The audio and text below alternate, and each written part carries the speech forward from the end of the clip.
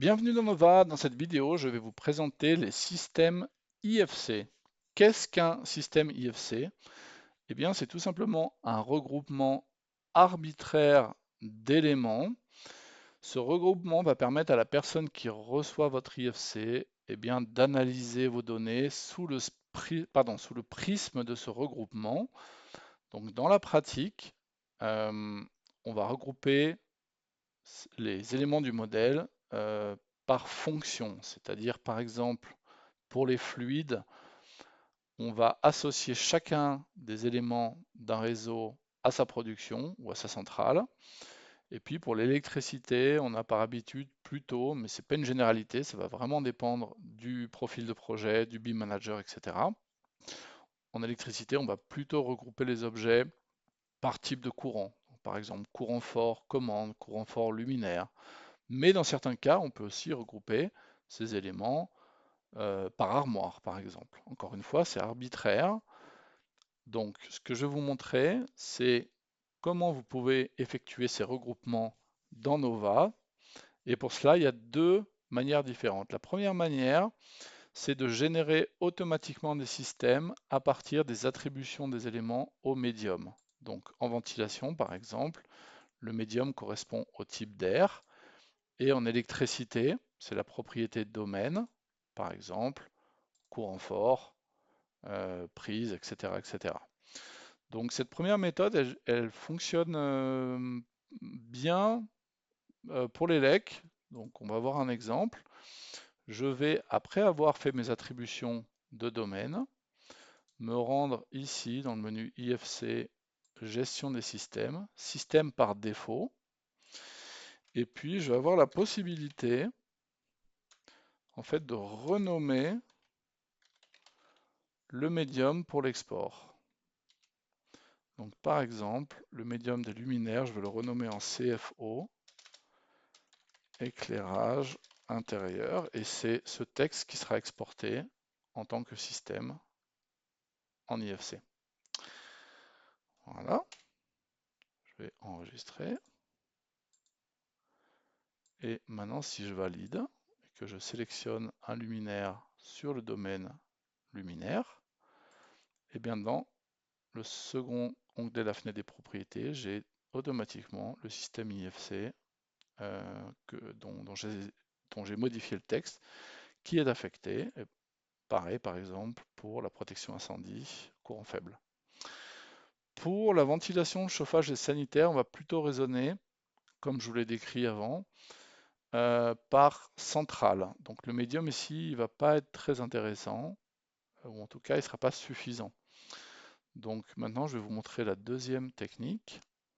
Je vais retourner dans ma fenêtre de gestion des systèmes IFC. Cette fois-ci, dans le premier onglet, je vais définir un nouveau système, CTA toiture 2. Je vais marquer la ligne de mon nouveau système, sélectionner les éléments sur le dessin et ensuite cliquer sur Attribuer. Et en fait, via ce masque de couleur temporaire, je vais pouvoir contrôler mes attributions sur le dessin.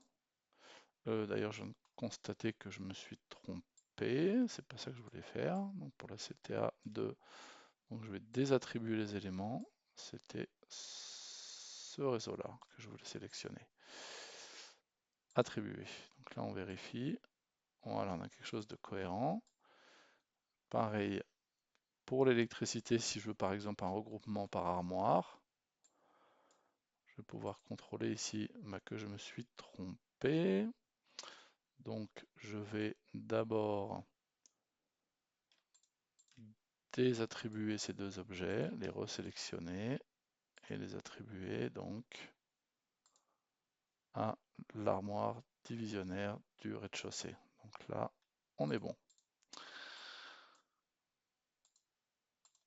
Je vais maintenant exporter mon IFC et dans la fenêtre d'export, j'ai la possibilité de choisir si je veux exporter uniquement les systèmes par défaut ou les systèmes utilisateurs. Donc ça correspond aux deux registres de la fenêtre de gestion des systèmes. Et là, pour mon exemple, je vais choisir les deux. Le résultat, on va pouvoir l'apprécier par exemple dans un visualisateur ou un checker IFC. Donc, dans ce checker, en fait, je vais avoir plusieurs perspectives possibles pour mon modèle. Par exemple, la perspective d'attribution aux étages. Ça, c'est la perspective, on va dire, CAD avec les layers. En voici une autre avec les classes et les types. Et enfin, je retrouve ici mes systèmes. Donc, par exemple, si je veux visualiser, faire du comptage d'éléments ou vérifier qu'un clapet coup-feu appartient à tel CTA pour l'entretien du bâtiment, ben, je vais pouvoir exploiter ces informations dans un outil comme Solibri. Je vous montre un exemple très simple ici. Je vais par exemple demander à Solibri eh bien, de m'afficher uniquement les objets attribués à mon système CTA Toiture 1. Pour finir, j'aimerais vous montrer comment contrôler vos attributions parce que la méthode visuelle, via ce masque temporaire jaune, elle va pas vous garantir de ne pas passer au travers d'oubli, de manquements. Donc je vous montre un petit peu la technique que moi j'utilise. Dans les infos d'objets, on retrouve une propriété qui s'appelle IFC System. Donc je vais copier le texte de la variable ici. Je vais ensuite définir un attribut libre. Alors je ne vais pas m'attarder sur la méthodologie de création d'attributs libres, ce n'est pas l'objet de cette vidéo. Je vais juste vous montrer un exemple d'application. Donc je crée un attribut que j'appelle système IFC qui va reprendre automatiquement la valeur de cette variable IFC system. Et donc maintenant, pour chacun des objets du modèle, j'ai cette valeur qui a été renseignée. Alors pourquoi on fait tout ça? Eh bien parce que en fait, la gestion des attributs vous offre un aperçu tabellaire qui va vous permettre de vérifier instantanément si vous avez des manquements, par exemple dans la colonne IFC. Donc là, vous avez vraiment la possibilité de vérifier tout ça. Si vous avez un oubli, ben, par exemple, vous pouvez cliquer sur la ligne correspondante, Nova vous zoome sur le dessin, vous pouvez modifier la définition de votre modèle et ainsi garantir que vous ayez bien des attributions au système pour l'ensemble des éléments de votre modèle. Merci d'avoir pris le temps de visualiser cette vidéo concernant la gestion des systèmes IFC. À très bientôt.